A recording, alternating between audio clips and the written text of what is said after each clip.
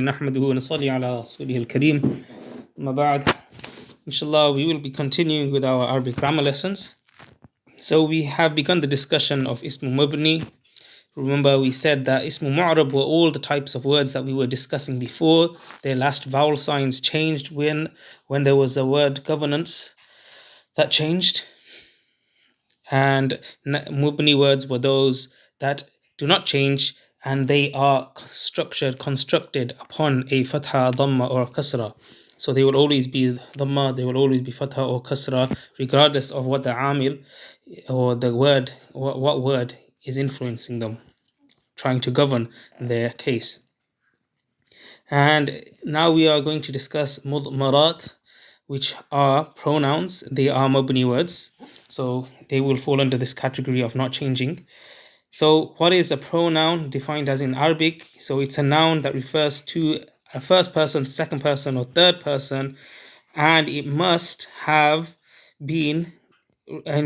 to something which has been mentioned before, either like it's been mentioned in words or meanings or rulings. So the third person pronoun, specifically, it's known as ghaib. It requires a marja, point of reference, that is mentioned before it. So as I said, that could mean lafadhan, literally. So for example, Salimun hadara akhuhu. Salim's brother was present. So you'll notice in akhuhu, akhu, first of all, is from those 6 nouns which we've, like abun, akhun, hamun, hanan, hamun, famun, and zu, which we discussed previously, and we expressed how in halatul rafa they will be represented by a waw, and we see abu here akhun is akhu and is marfu' because the subject, the fa'il of hadara, and we see attached after is hu, which is the third person pronoun masculine. It's referring to Salim. So in this case, the word that it's referring back to, its marja, is present in the words. It's spoken. It's literally there. Salim's brother was present. Or you could translate more literally, Salim was present, his brother was present. Or the reference is there in meaning. And this is a Quran verse, i'adilu, alif then ayn, huwa aqrabu littaqwa. So be fair, be just. Huwa aqrabu littaqwa. It is closer to piety. So huwa is a pronoun, and this pronoun is different to the pronoun we saw in akhuhu, because akhuhu, the pronoun was attached. This pronoun huwa is independent, it's detached. And in this example, i'adiluhu aqrabu littaqwa, huwa is referring to the meaning of adl inside i'adilu. So it is sort of in the sentence, but it's more so in meaning rather than presence. And then the reference for the pronoun can also be hukman, in ruling. For example, wastawat ala al-judiyyi. This is also a Quran verse. So he's talking about the ark. So it's straightened upon al-judi, Mount Judi. So the pronoun of istawat, which means to straighten up, to straighten upon, is talking about the ark, which is well known from the context of the passage about Nuh alayhi salam. So the pronouns, as we've alluded to, are 2 types: muttasil, which is attached, dependent, and munfasil. They are munfasil, so these ones are independent, they are detached, they are not attached to any words. So the muttasil, we've said they can't be by themselves, and they can be in 3 states. They can be marfu', for example, darabtu, where the tu in darabtu is attached to the verb daraba. Tu just means I. Then it can be mansub, for example, darabani. So you'll notice ni in darabani is attached to the verb again, but this is an object pronoun. So it means that he hit me. So instead of I hit, darabani means he hit me. And it can also be in the majroor state. For example, ghulami. For example, ghulami. So here the ya is mudaf ilay, so mudaf ilay, and because of that it's majroor. But it can also be or occur after a harf jar, particle, a particle of a genitive particle. For example, li or be, for me, that means. So li, and all the way to li, lahun, to lahunna. So lahum, lahuma, lahu, laha, lahunna, lahum, and lana, etc. And munfasil, detached pronouns, they can be used by themselves without joining them onto other words. So the marfu form is like ana, and then you have all the way up to nahnu. So you have ana, antum, antum. You should start by saying anta, ana I, anta you, antuma you both, for masculine and feminine. Antum, all you, all of you, plural. Anti, you feminine. Antuma, both of you, again is feminine or masculine. Antunna is feminine plural. And then huwa, he, huma, both them, which for dual. Hum, plural. Hiya, she. Huma, which is with the dual, is for feminine and masculine. Hunna, which is them. And nahnu, of course, which is we. And that's a marfu'. It can also be mansub, which is like iyaya. So you'll say iyaya, iyaka, iyakuma, iyakum, iyaki, iyakuma, iyakunna, and iyahu, iyahuma, iyahum, iyaha, iyahuma, iyahunna, and iyana. And like in iyaka na'budu. So that's the mansub state, because iyaka wal asada, for example, and in that example, the dhamir is mansub. And one thing to take note of dhamir munfasil is that it can only be used when it's difficult to use muttasil ones. For example, like I said already, iyyaka na'budu. So in the example iyyaka na'budu, what the verse is trying to do is it's trying to create emphasis. So the speaker is intending to emphasize the speech by bringing a pronoun before an amil. So the amil is the verb here. So na'budu, abada, which means to worship. So we're trying to emphasize that you alone, Allah, we worship. So you'll have so it's impossible to bring an attached pronoun before an amil, especially if it's an attached object pronoun. So if the pronoun is an object, so like so the object of a verb, then it cannot be brought before it, because you can't say ka and then na'budu, because then there's two pronouns next to each other. So you have to bring it has it in its detached form. So you'll say iyyaka na'budu. Another example is ma darabaka illa ana, that only I hit you, no one hit you except me. So similarly, when a harf istithna is being used and you are using it to create a type of emphasis, then harf istithna, which is illa, it can't be used with an attached pronoun. So you'll never see illahu or illaka, something like that. So to emphasize, it'll be illa anta or illa huwa, right? La ilaha illahu, right? Huwa, that is, it's not the ha dhamir. The ha dhamir there isn't an attached pronoun, it's the detached. So the emphasis can't be achieved with the muttasil pronoun, the attached pronoun, and because of that you have to use a detached pronoun. And that's about 70 pronouns in total. Sometimes the dhamir marfu' muttasil is hidden, mustatir, sorry.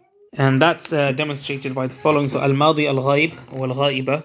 So for example, in Aliyun Nasara al-Islam, Nasara, it means Ali aided Islam. So Nasara, in the word Nasara, it's just the verb by itself, right? But in reality, there is a pronoun within it, which is he. The pronoun he is inside Nasara, and it's referring back to Ali. He's a third person. Al-madi al-ghaib means the past tense, third person verb. And this is the same case for the ghaiba, which refers to the third person feminine. So Fatimatu a'azzat nisa. So Fatima, she honored the women. So here azzati or azzat, it's that ta there just represents femininity. So by itself it's just a verb, but we assume that there is a pronoun here which means she, inside it, referring back to Fatima. And similarly, al-mudari al-mutakallim, so the first person um, present or future tense verb. For example, ansuru and nansuru. So mutakallim can be singular or plural. If it's singular, it should be ansuru, and nansuru will be plural.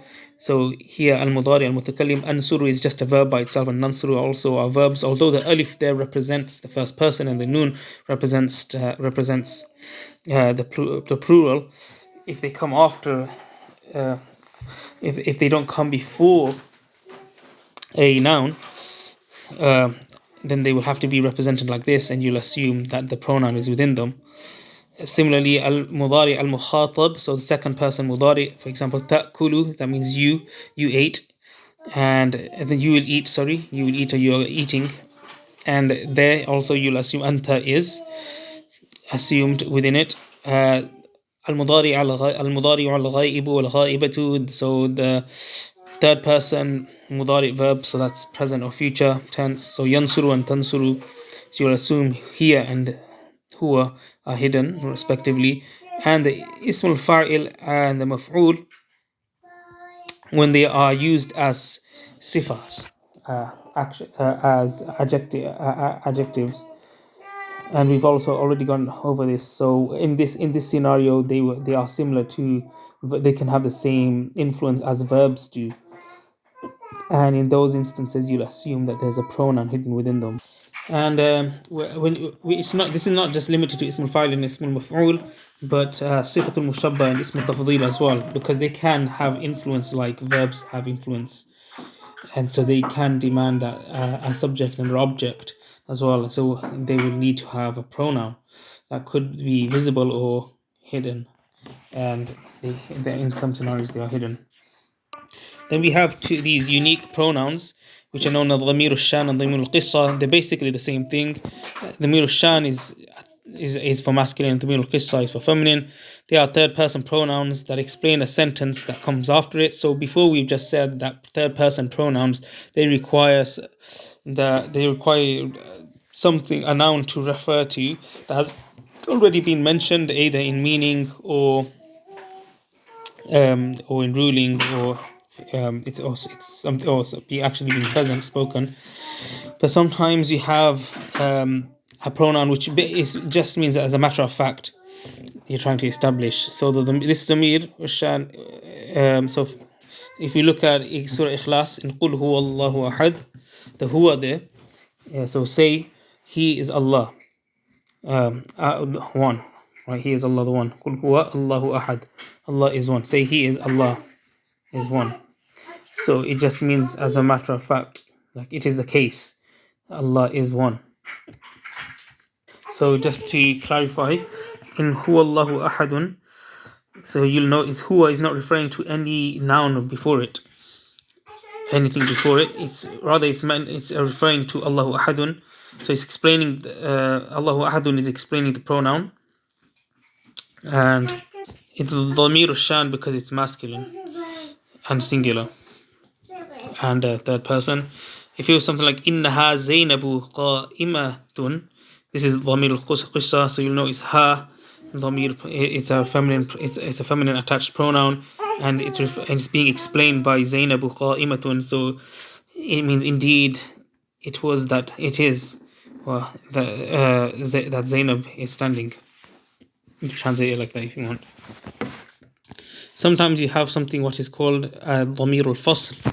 So this is just a pronoun which comes between.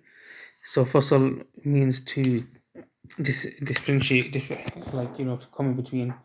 So dhamir marfu munfasil appears between a mubtada and khabar when the khabar is ma'rifa. So this is when the khabar is definite, or on the pattern of af'alu. It's a superlative noun, so it's used to compare.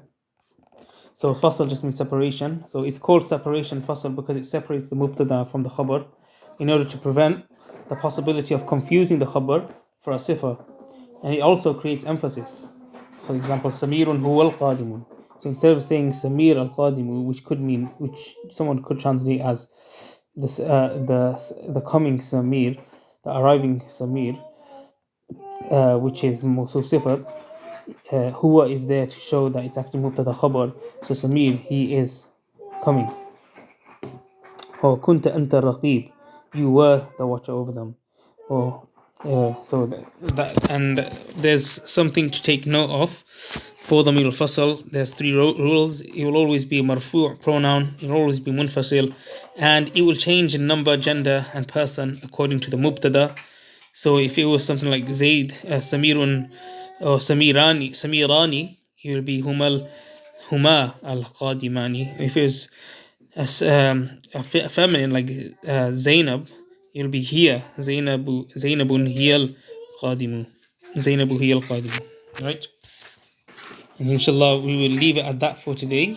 That is all of the pronouns, and we will discuss next more mabni words. Look forward to that, inshallah. Wa akhiru da'wana alhamdulillahi rabbil alameen.